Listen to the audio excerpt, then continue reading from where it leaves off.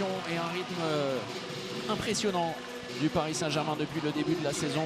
Personne n'a réussi à faire chuter le champion de France. C'est peut-être l'opportunité pour les Raphaëlois de s'inviter à la table des grands. Saint-Raphaël qualifié comme le Paris Saint-Germain cette semaine en Coupe de France qui a mis fin à l'hégémonie de Tremblay dans l'étage supérieur. Saint-Raphaël va avoir fort à faire face à une équipe de Paris qui va sans doute mettre énormément de rythme. Un double titre impeccable en intervalle externe. Vous voyez, hein, je vous parlais de l'absence d'Arthur Vigneron. Ça joue beaucoup de ce côté-là, côté parisien. Ce genre de circonstances.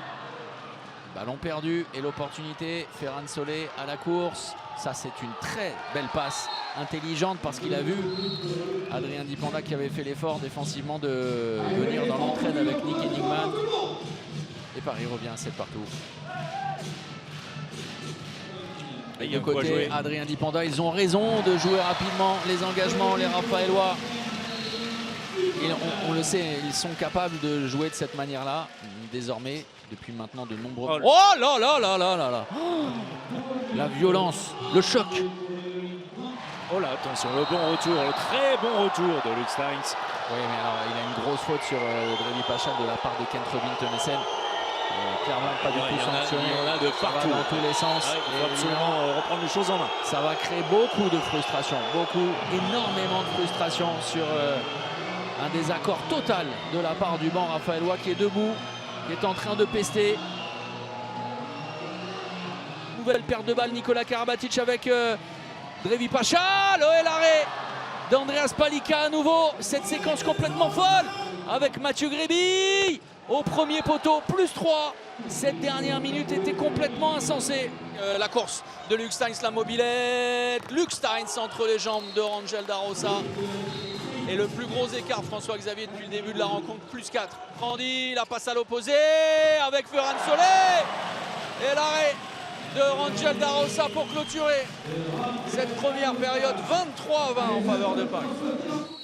Le coup d'envoi de la seconde période et l'ambition pour Saint-Raphaël de commettre un peu moins d'erreurs mais de continuer à imprimer ce rythme effréné.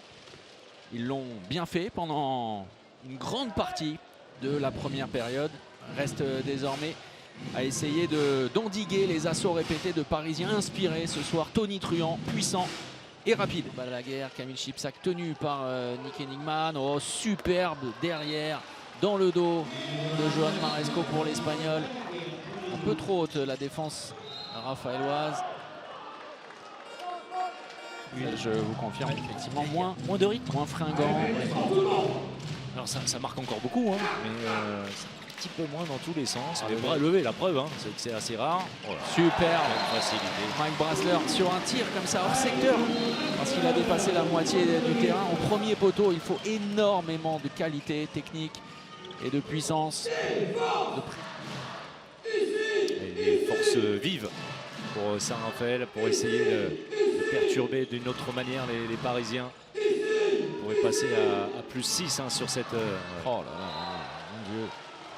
La brutalité lorsqu'il déclenche ses tirs et Elohim Prandi qui va derrière la fermeture au premier poteau d'Andreas Palika. Saint-Raphaël n'a pas dit son dernier mot. De toute façon, on le sait, François-Xavier, à Saint-Raphaël, il se passe toujours quelque chose. Voilà, et Noah Quadio, toujours sur la trajectoire, Andreas Palika, mais avec de la conviction. Noah Quadio qui relance peut-être le suspense. Retour d'Enigman, inverse pour Saint-Raphaël qu'on a moins vu dans cette seconde période. Bien pris par Peleka. Il y a pas de faute. Bon. Mais là, le ballon quand même. Bien sûr, évidemment. Alors, le but va être accordé, mais alors de quelle manière? Mike Brasler qui est châtié même presque par la défense parisienne. Mike Brasler, l'arrêt tranquille comme dans un fauteuil du seigneur de la zone de ce côté-là, l'immense Andreas Palika, auteur d'un match monstrueux. Un tir direct de bataille. Instants, 4 secondes, Mike Brasler. Et on va s'arrêter là.